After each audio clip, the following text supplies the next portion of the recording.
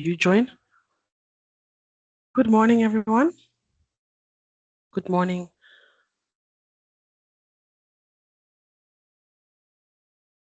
So welcome to our fourth session for our cybersecurity awareness training.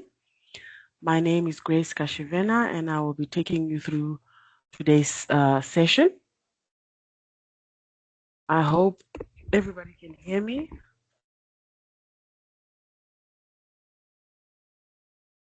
For those of you that are not familiar with me or how I look like, this is me. But towards the middle of the session, I'll just switch off my camera to save on bandwidth. But I just wanted you to see who is presenting today. All right, so for our topic for today, we'll be looking at building immunity to cyber threats and attacks. We'll take a look at a quick recap of last week's session, what we spoke about last week, and then we will dive into today's topics, which are building immunity and resistance, and then doxing. What is doxing? What is doxing? What is the meaning of it, and how it can happen? And then we will take a look at social media, how you can make your settings private using all different types of social media platforms, and then we'll do a quick team activity and a Q&A at the end of the session.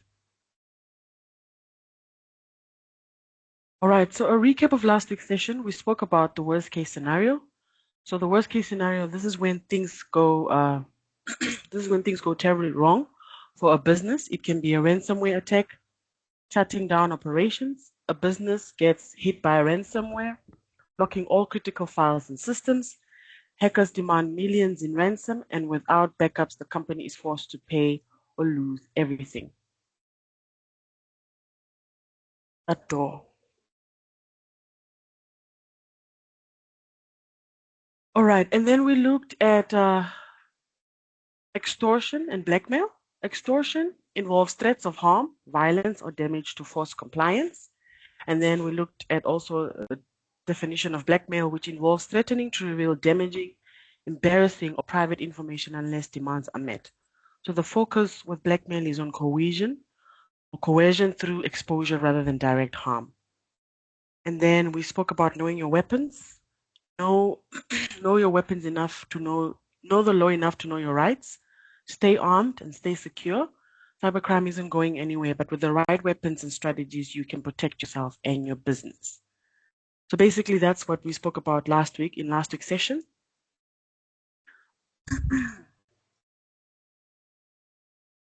So again, what we like to say here is that you are the last line of defense. The work lies with you to make sure that you have strong and unique passwords, at least 12 to 16 characters long passwords, not including your personal information, not clicking on just any link or opening any attachments that you receive from a sender that you don't know of. So you are the last line of defense. That's what that lines mean. So looking at today's topic is how to build immunity, things you have control over. Reading the terms and conditions before you click or agree helps you build immunity. Reviewing your online presence and your old posts. Who you were 5 years ago is not the same person you are today. The goals that you had then are not the same goals that you have today. So you need to make sure that you go review your old post and make sure that they're not exposing you or compromising you in any way, especially for opportunities that you're looking into. Maybe you want to be a CEO one day, or you want to be a manager of some sort, whatever it is, whatever business opportunity or even job opportunity or school opportunity. You have holding a beer in your hand 5 years ago is not going to look good today. So go review your old post and fix them or remove them or make them only visible to you so other people don't have access to those posts. And then number 3, do you really have 400 friends? The same way you wouldn't want 70 people following you in Independence Avenue for no reason. It's the same way you shouldn't also have just anybody being your friend on social media or just anybody following you. So do you really have those 400 friends, or are they just there to spy on you? Is it just people that you have accepted for the sake of it, and people have access to now to your posts, to your information, and now they're spying on you, or they're using that information at the end of the day to use it against you? So let's review our friends. Let's not accept just any friend request. And then in private browsing help is is a way to browse on the internet, be it Firefox, Microsoft Edge, and many others, Google Chrome. So when you're browsing in those, especially when you're using a public device, when you're browsing those browsers, it's always advisable to browse in private browsing. You can see here the middle picture here, the one that says 1, 2. You can get it at the top corner of the browser. You click on there and you will find either it says new incognito window or new private window. This helps in the case of maybe the computer shuts down and it locks you out immediately. It doesn't save any of your information. So it helps build that immunity. And then number 5, logging out of browsers and apps when done using public devices and close the browser window. Even if you're just using your colleague's PC next door or just next to you, it's always best to log out. Log out of all systems or apps when you're using somebody else's device because you don't know how you might compromise yourself. You don't know what that person can use your information for, or they might access your account and do all sorts of things.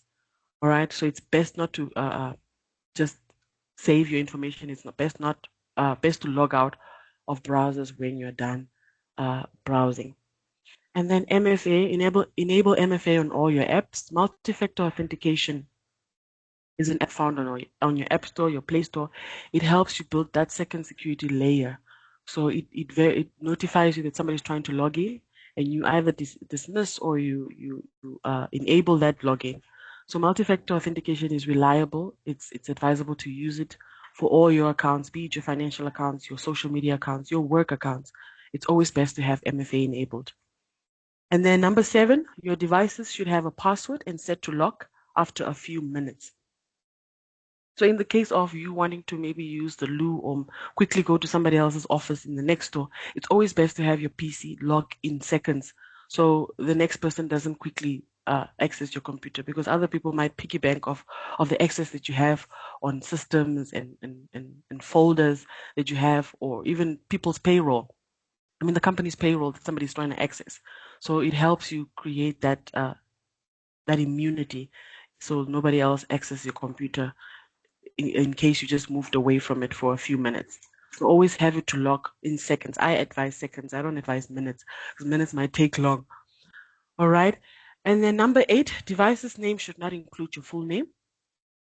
This is especially in the case of if you are a well-known figure, public figure, or CEO of some company, or you just whatever position that you hold and you are kind of well-known. Especially if you're using a public Wi-Fi or some company's Wi-Fi. If a criminal sees that you are logged onto that Wi-Fi, but just by having your name appear there, you already become a target. So it's always best not to have your full name when you're creating not to set your full name when you're creating your device name. And then number 9, beware of the USB drive. And for example, you're using your USB to go print at a printing shop. You plug it in the printing shop, you pick up some sort of virus that you don't know of, and then you can plug it in your company PC or your work PC, even your personal PC. You might compromise yourself because you don't know what malware or viruses that you might install in your PC. So it's always best to have either your company ports, USB ports disabled, or give your USB to the IT department to scan it for any potential threats or viruses that you might have picked up elsewhere. All right, so it's always, and then always when you do realize that you have picked up viruses, don't isolate yourself and keep quiet about it because you're scared to get in trouble, because you don't know how you might compromise the whole company network. So that USB drive, we really need to be very careful of it.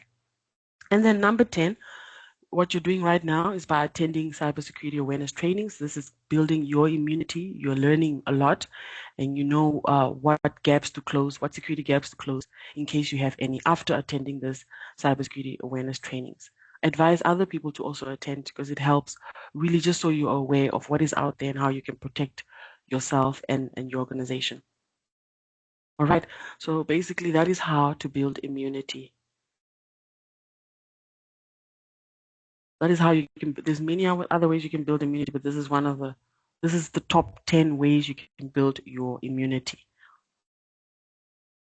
Another way to build immunity is also by multi-factor authenticating people. In case you receive a sales pitch from some company you've never worked with, rather go search the person online instead of engaging with them or instead of opening attachments and links that they have sent. Go Google them and see if it's a legitimate company or a legitimate person that's really having the right intentions and not just there to scam you. So multi-factor authenticate people, especially friend requests. You're receiving friend requests from people you don't know. Maybe it's somebody that's trying to look for a business opportunity, whatever the case. Rather go Google the person and authenticate them and see if they're really a real person or they're just trying to scam you. So that's one way to build immunity as well. So moving on to doxing. Doxing is the unauthorized collection and public release of a person's private information to shame or harm them. It can involve public database searches, hacking, or social engineering. So this information can include your full name, your home address, your phone number, email addresses or workplace details, financial or even medical records, private social media accounts, or photos. I want us to take a look at this quick video that explains a little bit broadly on what is doxing. So bear with me as I share my screen on that video.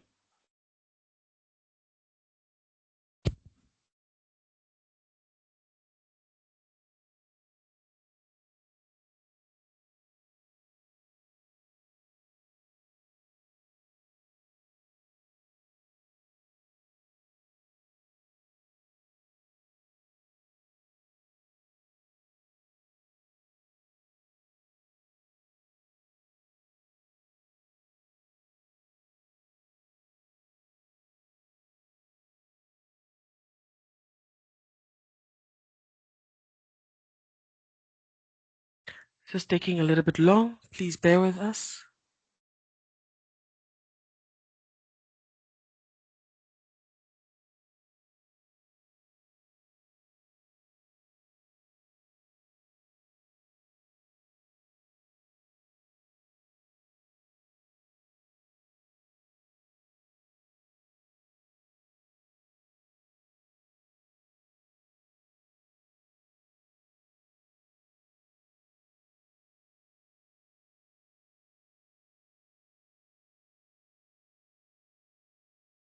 Please let me know if you can hear or see the video with a thumbs up.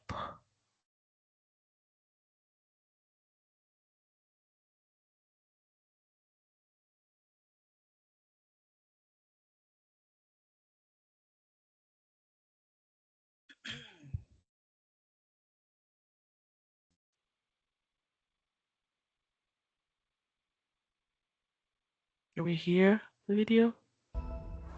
What is doxing? Doxing is the practice of posting someone's personal information online without their consent.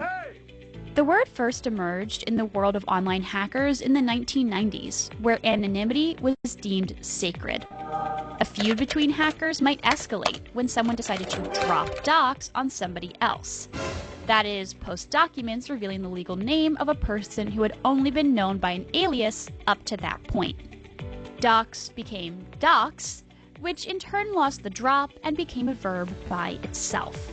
Modern-day doxers aim to reveal information that can move their conflict with their targets from the internet to the real world, including home addresses, employers, social security numbers, private correspondence, and criminal history or otherwise embarrassing personal details. The goals range from intimidating or humiliating victims, causing a loss of employment or breaking off of relationships, or making the target a victim of in-person harassment or Is doxing illegal? The prospect of someone posting your home address for anyone on the internet to see is pretty scary to most people, and you may assume that it can't possibly be legal. Indeed, federal law restricts the publication of personal information about certain categories of people, including state or federal employees or officers, as well as jurors, witnesses, or informants in trials or criminal investigations. If the doxing is part of a larger campaign of harassment, victims who don't fall into those categories may be able to press charges based on state or federal stalking legislation, or file a civil suit for damages. In many cases, doxers can piece together bits of information that their targets have posted in public view or hinted at on social media. Collating that information or drawing people's attention to that isn't illegal, as intrusive as it might feel. And if the doxer knows your legal name, a surprising amount of information about you is a matter of public record. Your voter registration, property records, marriage and divorce records, mugshots, and more. These details aren't necessarily just a Google search away, but they can be obtained from government agencies readily enough, often at low to no cost. The quickest route to finding and weaponizing personal information about a target may be to simply buy it, whether from legal data brokers or from databases passed around on the dark web, derived from the innumerable data breaches that afflict companies large and small. If a doxer can connect their target's name, email address, or social media handle with a record in one of those databases, they can get a wealth of information that can then be posted publicly. There are even paid doxing as a service outfits out there. Getting legal relief against doxers can be difficult. It's not often clear what laws they're breaking, and they usually take steps to obscure their own identity, even as they expose yours. Yeah. The bright spot? Doxing violates the terms of service of most social media platforms. Reporting tweets or Facebook posts that include your personal information will generally get them swiftly taken down and the offending user suspended. Doxing. So why is doxing dangerous? Doxing can lead to harassment, threats, stalking, identity theft, or even physical harm. So it is commonly used in cyberbullying, revenge tactics, or to intimidate someone in political or social disputes. So how do you protect yourself from doxing? Limit personal information online. Avoid sharing sensitive details on public platforms. Use strong privacy settings. Avoid real names or locations in usernames. Opt for generic usernames or aliases. And then enable two-factor authentication. Protect your accounts with an extra security layer. And then Google yourself. Check what information about you is publicly available and remove anything that could be risky. All right. So just bear with me as my slide is sharing before we move over to social media, the effects of social media, how to protect yourself when using your social media platforms, especially with settings, making sure that your settings are on private and you're closing all those gaps that could compromise you.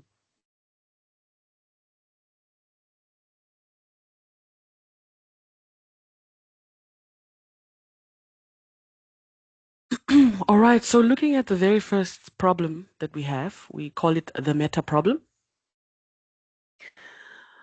With the meta, we say the meta problem because the meta group has...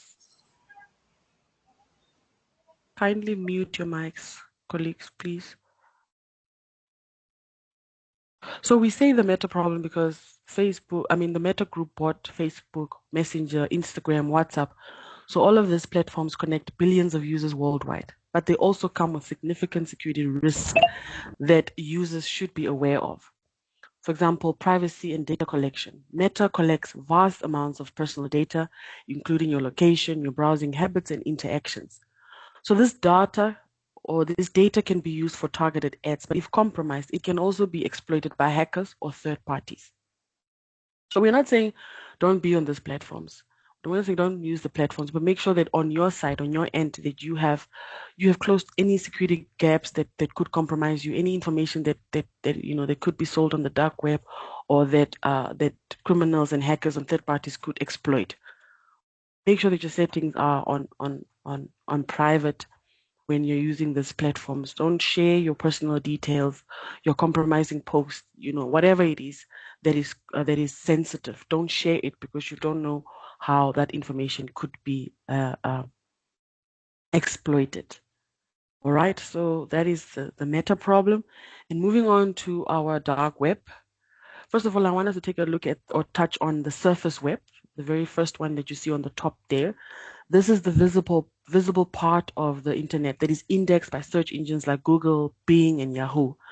So websites that anyone can access, you and I can access without any restrictions, news sites, social media, online stores, and so forth.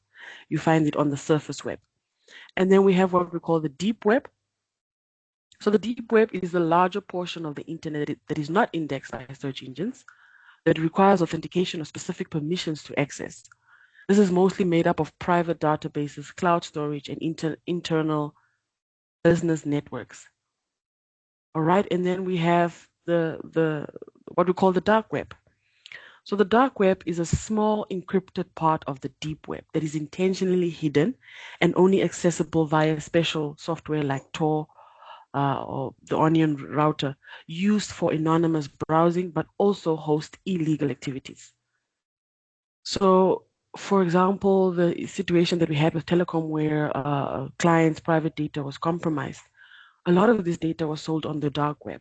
And once criminals have access to this data, they use it for illegal activities like identity theft or fraud. They try to open credit cards in names of this data that they have or clients that they have. So the dark web most of the time is used for illegal activities. So the risk is that many dark websites facilitate illegal activities. There's fake sites that trick users into paying for non-existent services, especially when you find yourself, you click on a link and it takes you to a login page. That login page is usually in the dark web, and then they're just trying to collect your information. So it's fake sites. You find those fake sites in the dark web. And then malware and hacking. Downloading files from the dark web can infect your device. So yeah, basically those are the risks, and that is why the dark web is quite dangerous or not a nice place. All right. So moving on to our social media, other than the Facebook and the Meta group platforms, we have TikTok. So TikTok is a social media app that users create that users use to create or share short videos with various effects and sound.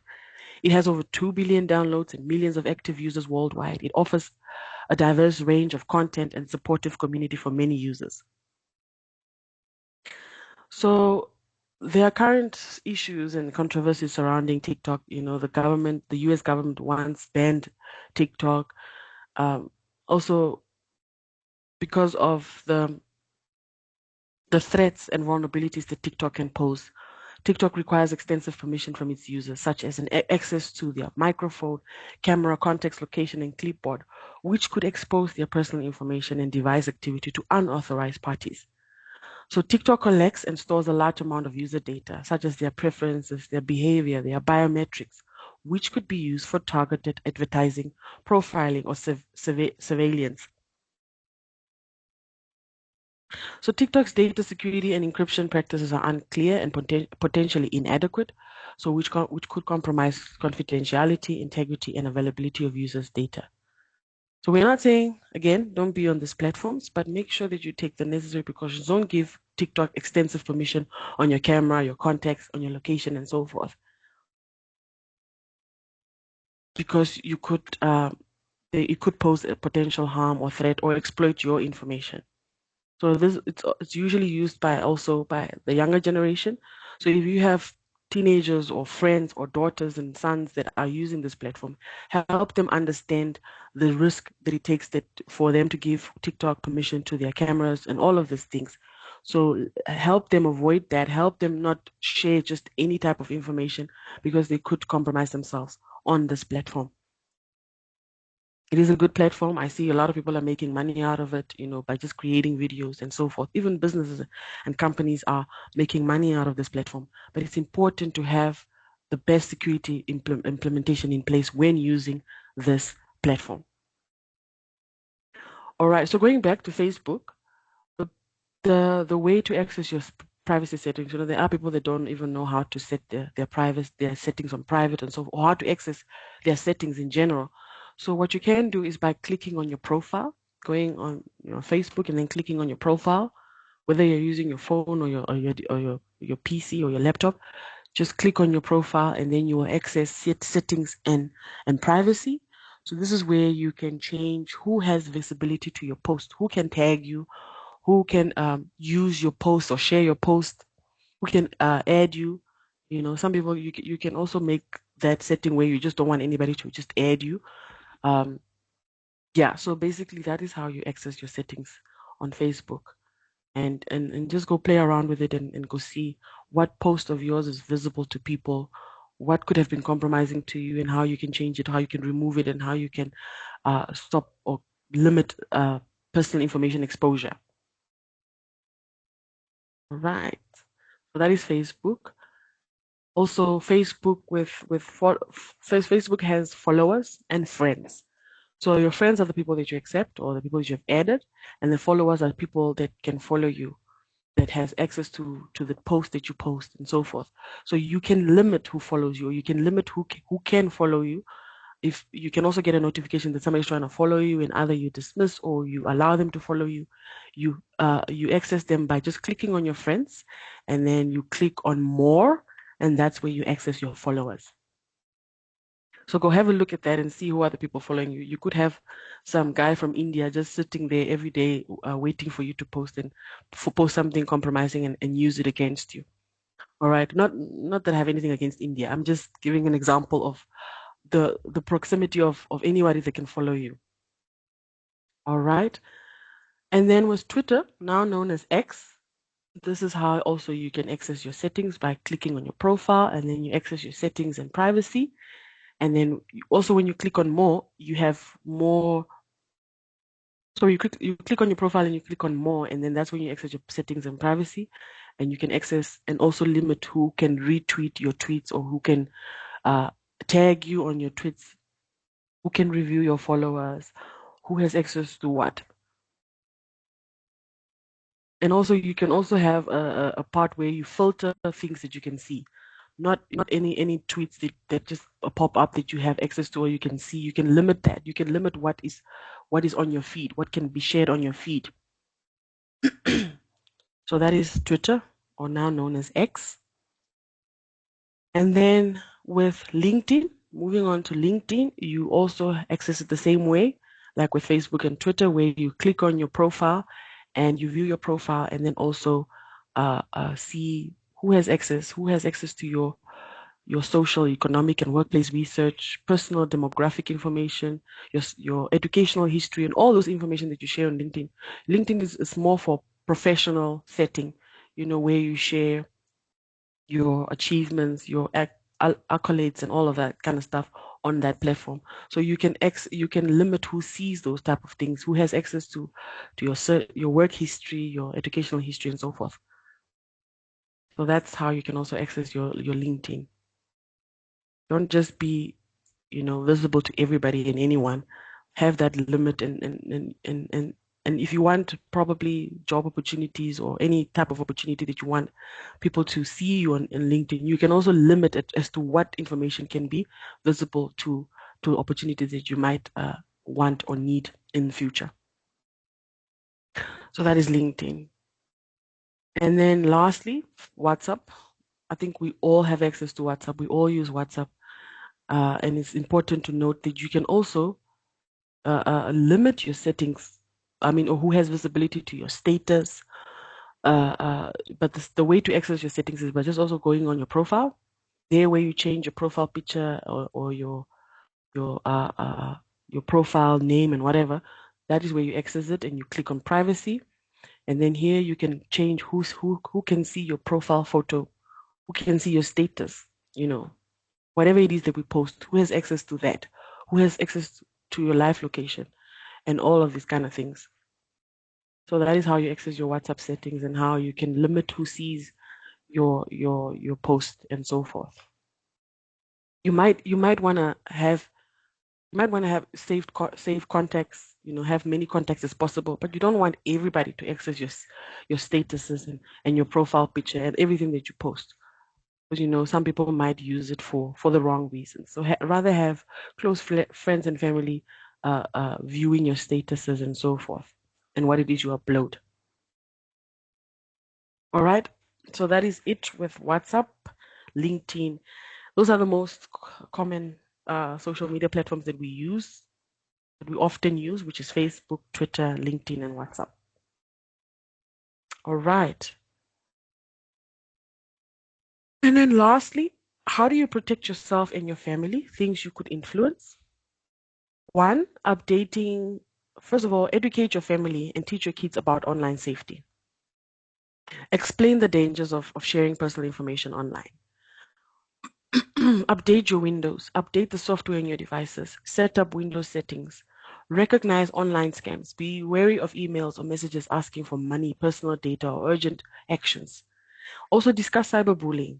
Encourage open conversations about online behavior and reporting harassment.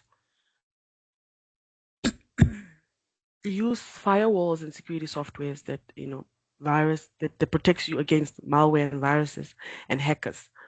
Also, it's important to note that not every free protection is free. There are some implications on it.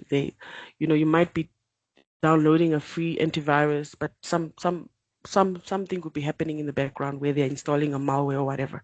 So it's best to invest in security platforms or security softwares that will last you longer and that will not compromise your information, and that will help you have that security layer across your whole device.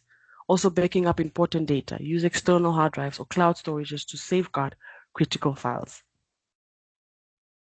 So basically, that is it for our topic today: how to build immunity and how to protect your family and friends.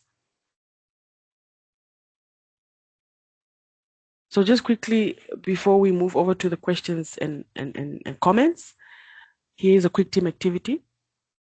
You have a friend, Deshi, that gets a new mobile phone and she's very excited about it. She posts pictures of her with her new toy while at Mark and Bean at the Grove. She also advertises her old phone on Buy or Sell Namibia.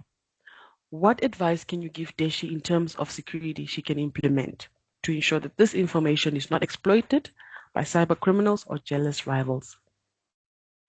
Anyone? What advice can you give Deshi? Deshi's excited to share. She got a new phone. She's sharing her current location. What advice can you give Deshi?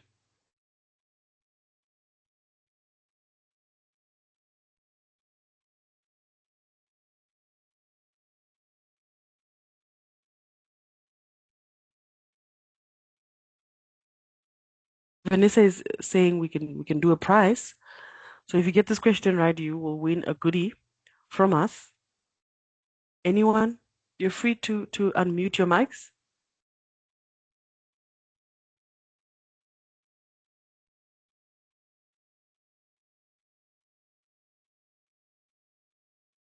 Anyone? This is the prize. If you want to give it a go, anybody? You've got one, Grace, on chat. Yes. Loading on my side. To use MFA. Okay. Thank you for that, Edward. Any more? Any more pointers? So just maybe on Edward's, Grace, MFA definitely is always a good idea.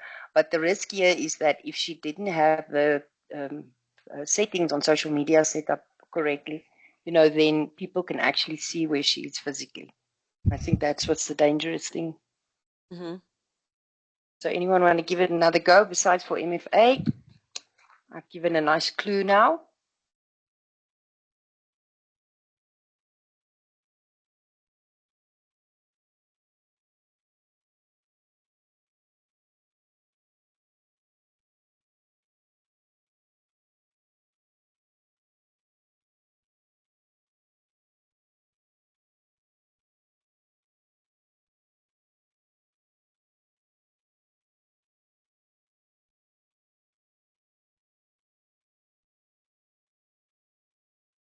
Rachel, am I give the answer?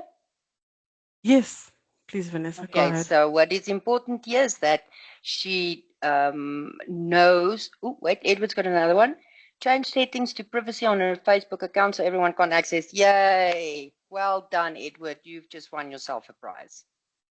That was it. The settings, to make sure that not everybody can be following her and seeing, and it's only friends that are able to see her. So she needs to review the settings on her social media accounts. And then another tip I can also tell you, which someone told me in a previous session, which I didn't even think of, is when she does now sell this phone, you have to make very sure that you've cleared out all of the applications, you've removed them, not just deleted them, but remove them from the device before you give it. Because if they go and install Facebook now, it might just auto sign them into your Facebook account on that old device.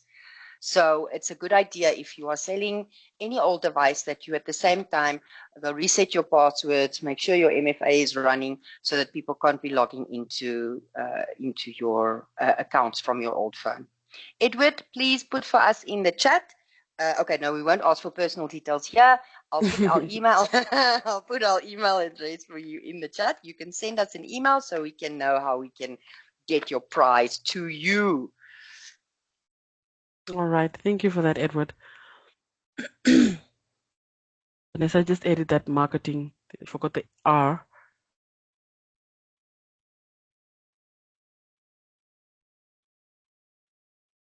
All right. So that is basically it for our session for today.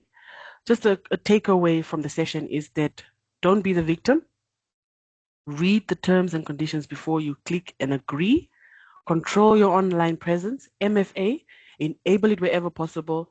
Update your passwords regularly. If it is too good to be true, then it is. Let's not fall victim to price winnings and all this type of things that seem too good to be true. All right. So that's basically it for our topic for today.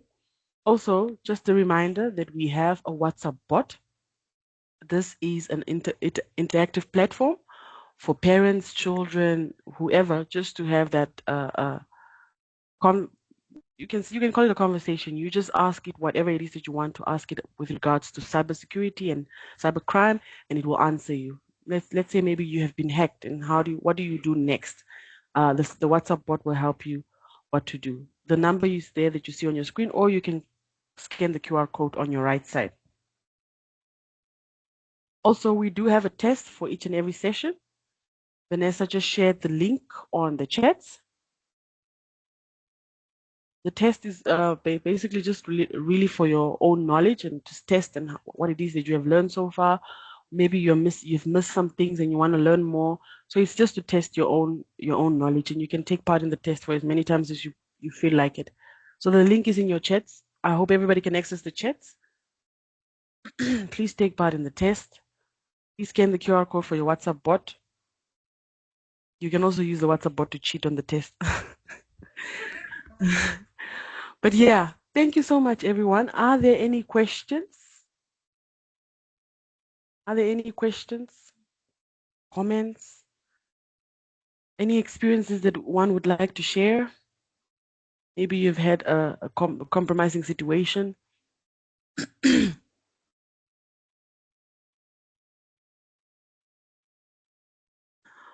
Okay, today's group is rather quiet. Seems like nobody wants to speak today. Edward, do you have a question for us? Yes, there's a hand up from Miss Johanna Nashipili. Please go ahead, Miss Johanna. Good. Oh, okay. No, thank you, Grace, for the good presentations. Maybe we can as well ask the participants to inform others, friends, family members about the sessions for them to register and join the upcoming ones. Thank you. Thank you, Miss Johanna. I think we could also share. I'll share the link to register on the chat. You can just then copy paste it out of the chat and share it. You can share it on WhatsApp and share it wherever on any platform you want. These sessions, like Majana said, they are completely free of charge, and anyone can attend. That's great. Thank you, Miss Johanna. Thank you, Vanessa, for that. Any questions, anyone?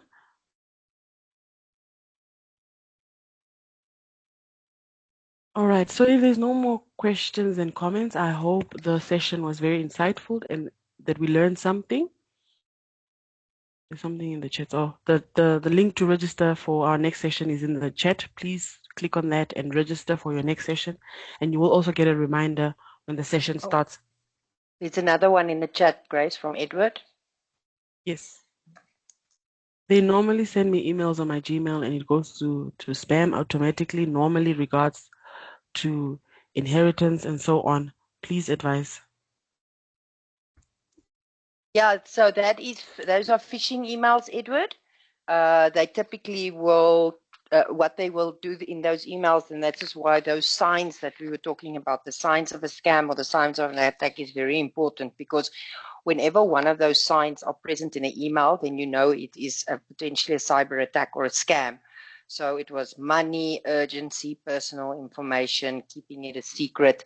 Those we did it in the previous session. So there's unfortunately nothing we can do, no one can do about you receiving those emails, because we are logging into websites, we are giving our email address away. And then, especially if it's websites that don't have the S in the HTTP websites, or we register for services and we don't read the terms and conditions, then our email address ends up on marketing mailing lists, or they end up being exposed when there's a breach on a company. So, our email addresses, our personal information is everywhere. But what matters here is how it's good that it's going to spam. I know all the mail providers are doing their best to try to use AI to detect specific words, that indicate it is spam, and then they put it in spam. But the criminals will not stop sending us those messages, because 1 in 10,000 people actually fall in the trap, and they actually respond to it. So that's where it comes down to. We are the last line of defense. You have to be vigilant, be wary of the signs, not react to that, and always confirm identity or verify identity legitimacy. Thank you for that, Vanessa. There's a hand up by Cosmon. Yes, good morning, colleagues. This is Georgina speaking from Namibia Training Authority. Thanks so much, Grace, Vanessa, for this important session. I would just have a question. I'm just not sure if maybe this is yet to come, because I saw on the link there are several sessions planned. I don't know at which point, if this is the first one or at which point we are, but I would just wanted to pick your brain on rescue and recovery management. So once I know if I fall trap, even as an individual, so as a team and as an organization, that's maybe a whole other story. But even as an individual, if I have the feeling like, oh no, now I clicked on a phishing mail, or oh no, now I did something and my bank account is at risk or something. Is there any tips you can give us for rescue and recovery management individually? Vanessa, you're muted. Apologies. Hello, Georgina. Thank you for joining, and thank you for the question. So that's actually something that we covered in session 3 in the last session, which is managing cybersecurity. Managing cybersecurity attacks and incidents is what you actually do. So what we said, what you can do as an individual, you should always report it. So firstly, you have to report it to the platform. So say the breach happened on a WhatsApp or on a Facebook or wherever, you have to report it. Or if it was an email from a telecom or an email from the bank or something, you have to report it to the bank. And then you have to also, if it was an actual crime was committed, you have to report it to the authorities as well. So alert the authorities, alert the platforms. It can be very frustrating because a lot of these free platforms, they don't have the best support, and it can be challenging to actually get it reported. But that's the only way that you can, if say your account has been compromised, that you can actually have the other individual kicked out. You can also try to change your password. So sometimes the hackers are very busy hacking multiple accounts and they're not so quick in changing the password. So if you are quick enough and you get any notification, someone's tried to access your account or something like that, then you can still change the password, and that will kick the hacker out. And then always enable your multi-factor authentication, your MFA. and then share your experience. So if whatever account has been compromised, whatever you've been exposed to, share it with as many people as possible, and across platforms. Because if we don't share it, then a next person might be exposed, and they don't know about it, and they don't know what to do. So if we share it and say, this is what I did, then our chances are much better, in helping the rest of the people as well.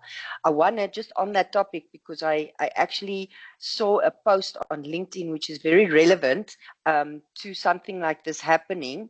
I want to just quickly see where it was.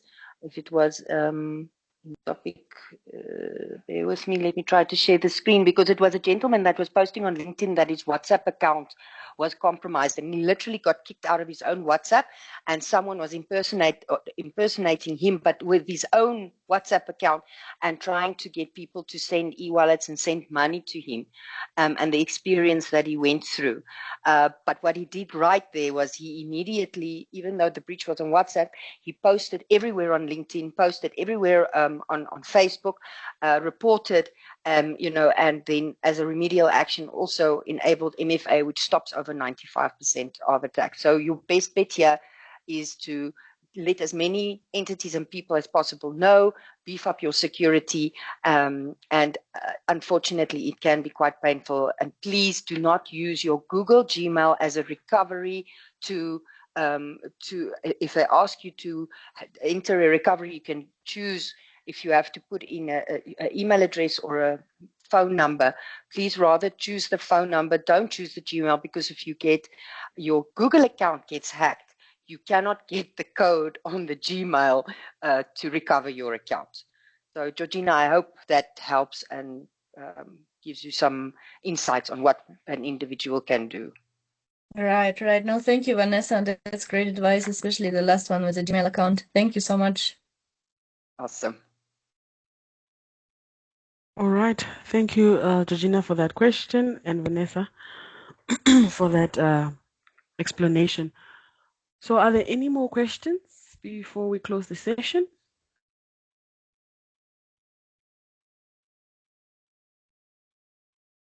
All right. So, I'm giving back everybody 10 minutes for the session. Thank you very much for joining today's session. Have a great Friday. Bye-bye, everyone. Bye, Thank Grace. you. Bye, Vanessa. Bye. Bye, all.